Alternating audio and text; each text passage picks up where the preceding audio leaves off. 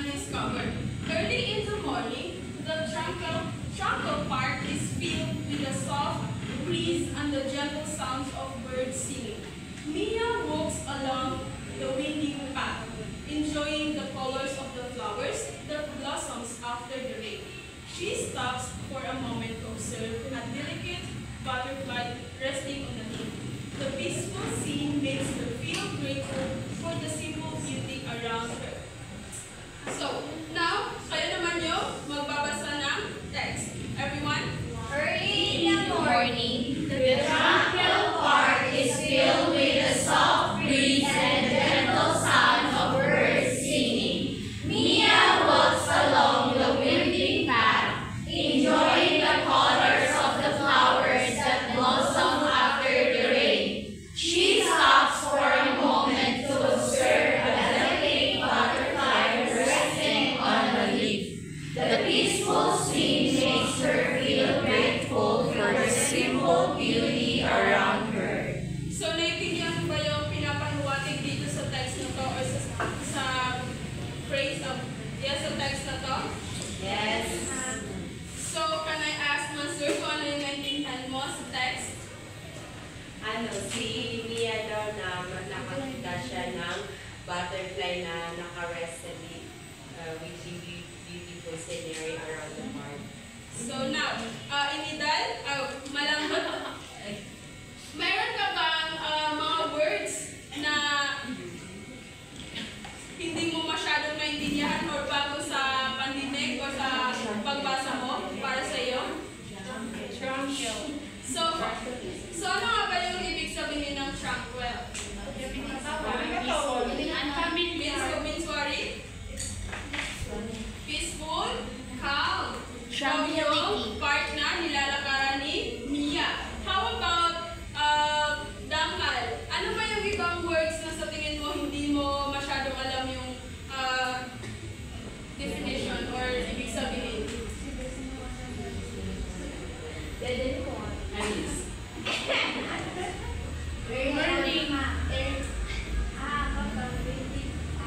Yes, winding path. Na sino sa inyo yung may alam ng winding path?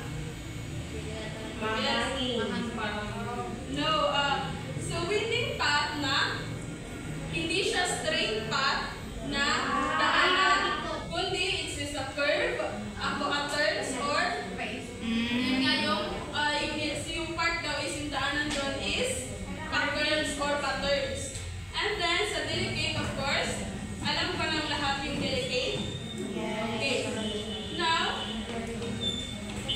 my report will cover the definition of reading aloud, its purposes, research findings, its classroom procedures, the theory supporting it, and its historical origins and how it can be integrated across grade level from 1 to 6. So first, before anything else, let us read our learning outcomes. Everyone, can you read aloud our learning outcomes? Explain the purpose and steps of the reading aloud strategy in developing comprehension and fluency. Analyze how reading aloud helps improve pronunciation, listening comprehension, and understanding of the lesson. Show willingness to participate in reading aloud strategy as part of English learning and perform the reading aloud strategy by reading a passage with a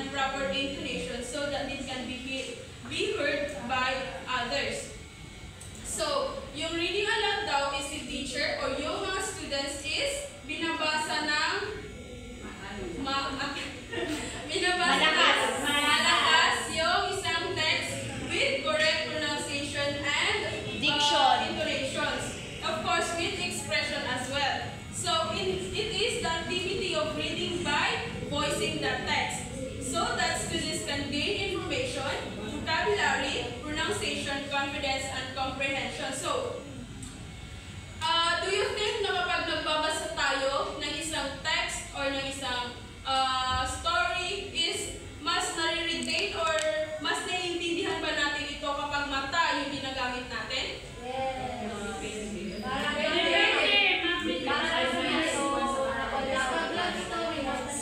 Yes, kapag love story daw is mata lang yun.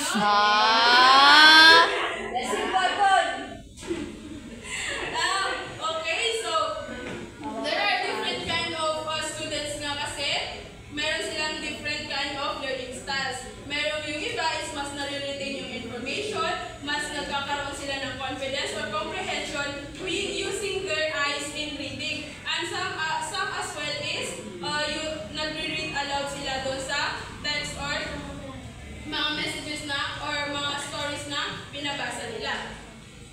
So, it is also described as a strategy where teachers and students pronounce word loudly in front of the class to help them understand the learning text. In essence, reading aloud is both pronunciation practice, comprehension strategy, helping students connect sound, meaning, and structure and text structure. So, minsan kapag tayo ay nagbabasa ng mga text o ng mga stories is hindi natin siya na iintindihan. May mga words tayong hindi naiintindihan kasi pa mabilis yung pagbasa natin. So, with the use of reading aloud is mas naiintindihan natin kasi malakas yung pagbasa natin. So, na-comprehend natin yung words na yun para mas maintindihan natin. Parang kumabagal siya, parang napaprocess siya ng utak natin nang mas mabilis sa paggamit yung reading aloud strategy. Next one is the origin of reading aloud. So, in ancient and oral culture, in 300 BCE or 500 BCE, early written text often lacked spaces between words. So, since sa ancient oral culture is yung mga text daw nila is walang space. So, kailangan nila itong basahin ng malakas para maintindihan or para ma-comprehend nila yung message or text or story na binabasa nila. This made reading aloud more practical. Yun nga, mas practical sa kanila na basahin yung text ng mas malakas or para mas malakas or reading aloud yung ginagamit nilang strategy. Because of phonological decoding, through voices help retain and interpret the text. So, mas na-interpret nila yung text kapag binabasa nila yung text na walang spaces. Do you think ba na kapag kayo din na nagbabasa kayo ng walang space na text is na mas naiintindihan nyo ito kung mata lang yung ginagamit? Yes, mas maganda na ginagamit natin yung reading aloud strategy para mas maintindihan or ma-interpret natin yung text na binabasa natin. Second one is the classical antiquity and public reading. In the Greco-Roman world, reading was commonly an oral activity. So, same here sa classical antiquity and public reading is mas practical sa kanila na binabasa yung text or commonly na ginagamit nila is binabasa nila ng malakas yung mga text or mga stories.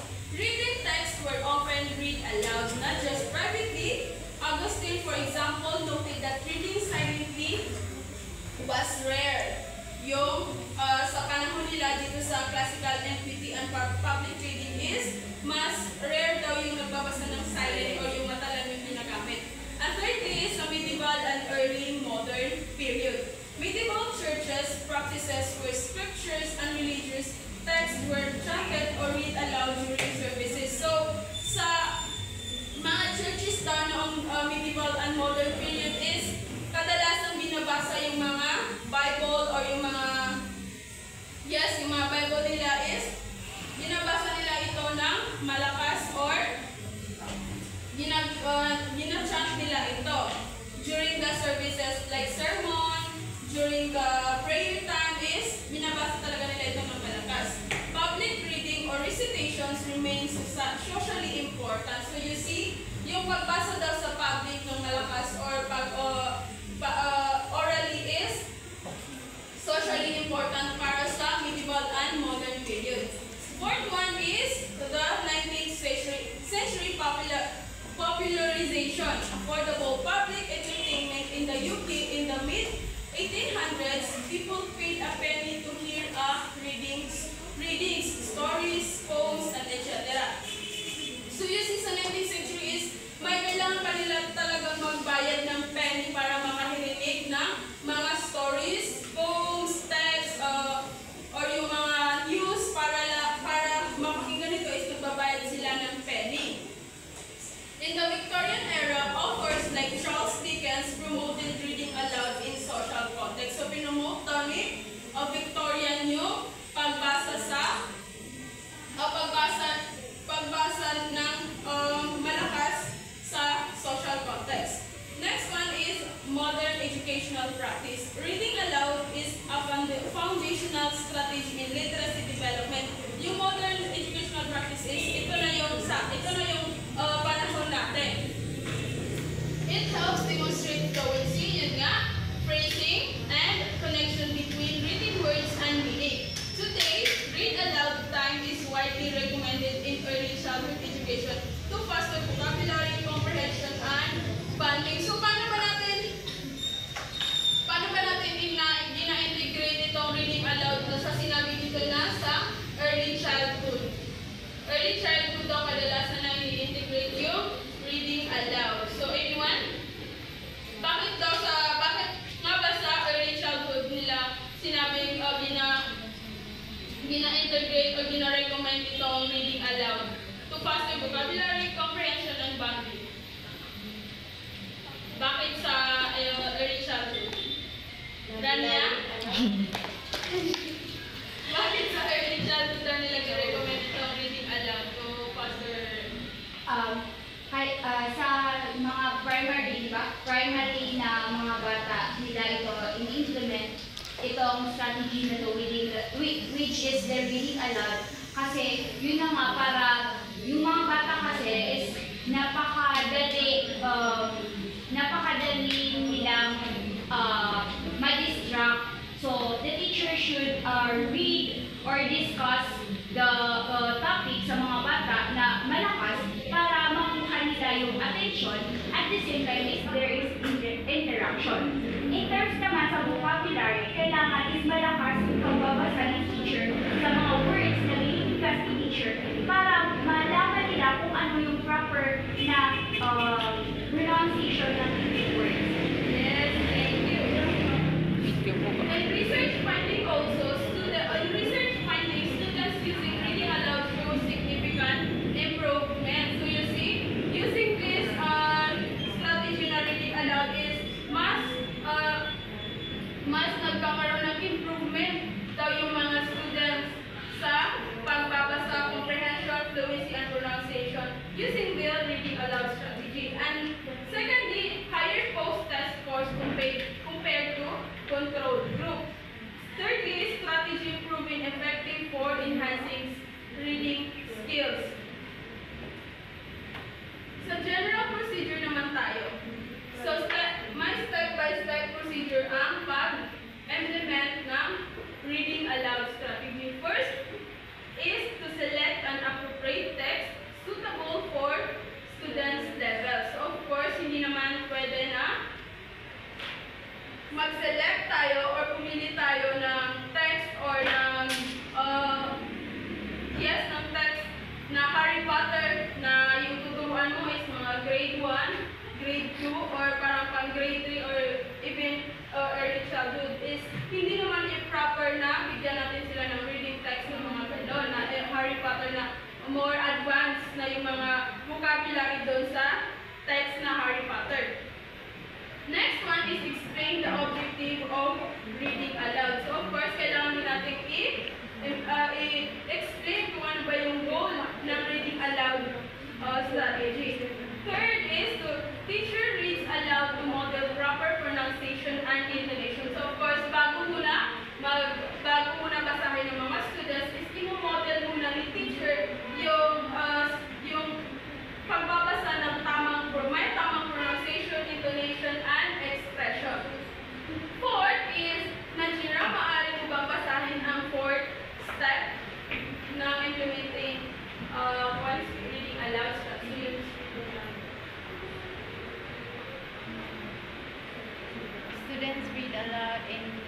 individually and pair or groups. Yes. So, maaaring yung students is individual na nagbabasa by pairs or by groups. Fifth is provide pronunciation feedback when necessary. So, of course, kapag mali yung pronunciation ng students, is kailangan natin ito i-correct or i-assist or i-assist para hindi siya magkamali or para malaman niya yung tamang pronunciation ng words or text na yun. Six is guide students to focus on meaning as comprehension questions. So, of course, kailangan natin din magbigay ng mga definition or mga meaning doon sa mga hindi naintindihan ng mga students doon sa text para malaman din nila yung mga kung ano yung meaning ng mga binabasa nila.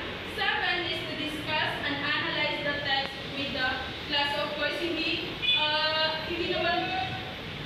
naman recommended na individual mo silang bababasahin or individual kang magbibigay ng feedback doon sa mga maling pronunciation or mga maling meaning na binigyan nila ng meaning sa mga students.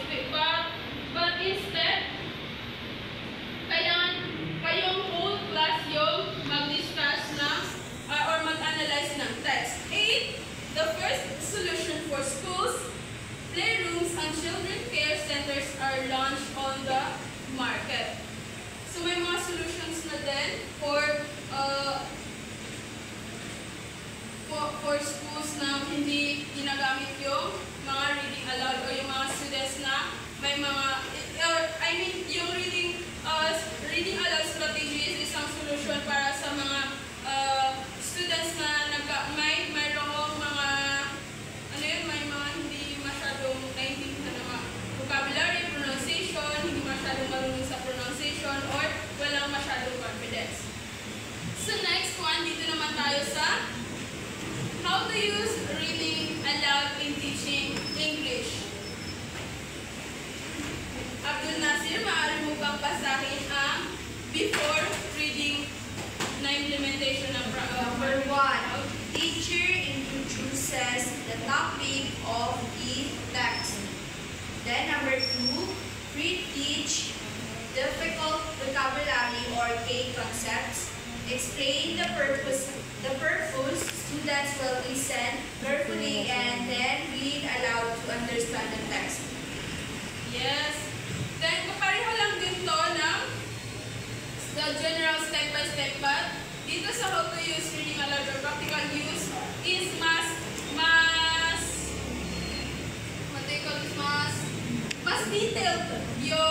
detailed yung sa how to use reading aloud in teaching English in practical use in classroom.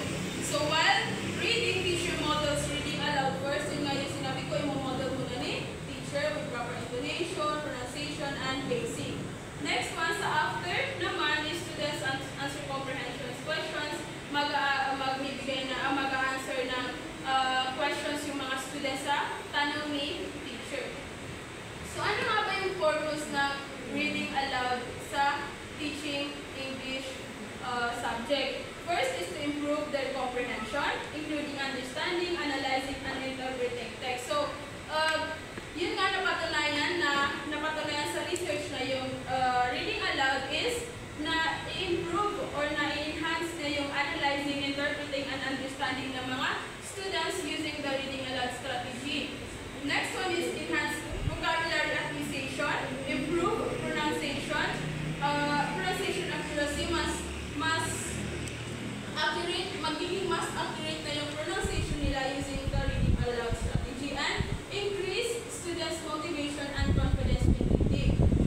Next one is to create an active and enjoyable classroom atmosphere. So do you believe, guys, na nagkakaroon ng enjoyable and creative active participation sa classroom kapag ginagamit natin ito reading aloud strategy? Jabir? Nagkakaroon ba ng active and enjoyable classroom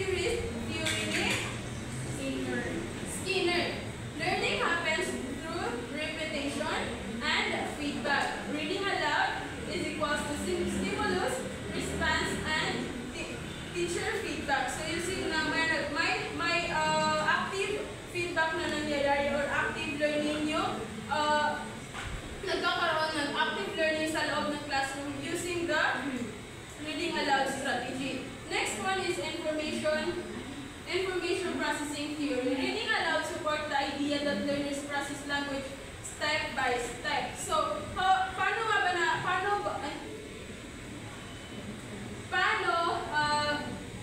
napaprocess ng mga students yung language step by step? By visual input, yung text, of course, verbal output, yung speech, yung how they pronounce, how they express those texts, and then auditory feedback, hearing themselves and others. So naririnig nila yung paano they pronounce yung words na yung with their peers or classmates. Next one is socio-cultural theory by Vygotsky. Reading aloud is a social interactive process. Kasi nga, nagsa-scaffold muna si teacher kasi siya yung nag-model first ng reading aloud text. And then, students, reading aloud, they learn through social interaction with their peers or classmates. And then, peer reading activities. Kasi nga, sinabi ko kanina, maaaring mag-pair and by groups yung pagbasa ng text. Next one is metacognitive reading theory by Lavelle, Paris, and Winograd. Reading aloud encourages students to think about how they read. So, students learn to monitor their understanding kung naiintindihan ba nila yung text and then adjust the reading pace para makasabay sila doon sa mga kasama nila. And then, recognize pronunciation difficulties and notice meaning breakdowns. Kung ano ba yung mga meanings ng mga text na binasa nila. And then, lastly is oral language development. Reading aloud increases speaking fluency, pronunciation accuracy, listening comprehension, and confidence in oral production. So, do you agree with this? Reading aloud increases speaking fluency, pronunciation. Okay. Now, lastly, meron tayong grade level integration. So, grade 1 focuses on alphabet, phonics, symbol words, or short rhymes. Nandito yung mga steps kung paano mo i-implement yung reading aloud sa topic mo na alphabet, phonics, simple words, and short rhymes. Sa grade 2 naman is simple sentence, short stories, basic vocabulary. Examples nito is yung mga short fables, The Lion and the Mouse is nandito din yung mga step na susundin ni teacher para mas ma-implement niya yung activity or yung fables na or story na gagawin niya. In grade 3 naman, focuses on dialogue, short paragraphs, and routines. Yung ginawa natin last time na dialogues. And same din na nandito yung steps na gagawin. Grade 4 integration steps. And then focuses on descriptions, stories, informational text is kasi medyo nasa higher grade level na yung mga students is kaya na nila mag-describe o mag-analyze ng informational text like news or articles like that. Next one is grade 5. Focuses on longer stories, factual text, simple poems. Ano ba yung mga longer stories na pwede natin i-integrate sa grade 5? Hindi naman pwede yung Harry Potter, di ba? Kasi na pang college or pang high school lang talaga yun. Or yung Juliet and Romeo and Juliet is Pang high school yun. pang high school din. So, next one is pang grade 6. This focuses on narratives, informational articles, expressive readings, and nandito lang din yung steps niya. So, any questions? So, in summary, reading aloud is a strategy that is very powerful approach that connects reading, listening, and speaking comprehension. It builds fluency, confidence, and vocabulary, and understanding the text with strong theoretical support and a long one of the most effective